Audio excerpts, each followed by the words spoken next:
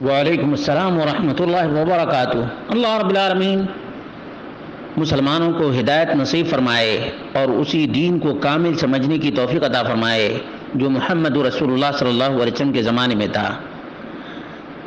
اب عید میلاد النبی یا جشن عید میلاد النبی کو بدعت صرف ہم نہیں کہتے، بلکہ بدعتیوں کے سرداروں کا اور گرو گھنٹالوں کا بھی اعتراف ہے کہ نبی اکرم صلی اللہ علیہ وسلم کے زمانے میں اس کا وجود نہیں تھا، صحابہ کے زمانے میں اس کا وجود نہیں تھا، تابعین کے زمانے میں بھی اس کا وجود نہیں تھا، تبع تابعین کے زمانے میں بھی اس کا وجود نہیں تھا، عبد القادر جیلانی کے بھی زمانے میں، غوث اعظم کے زمانے میں اس کا وجود نہیں تھا، اور امام اعظم کے زمانے میں بھی اس کا وجود نہیں تھا۔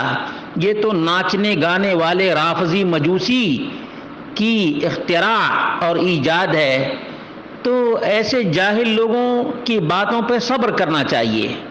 جہاں تک مہنگی گاڑی، پنکھے، یہ سب دنیا کی چیزیں ہیں، اس کو اگر کوئی استعمال نہیں کرتا ہے تو کوئی کہتا ہے کہ تم گستاخ ہو۔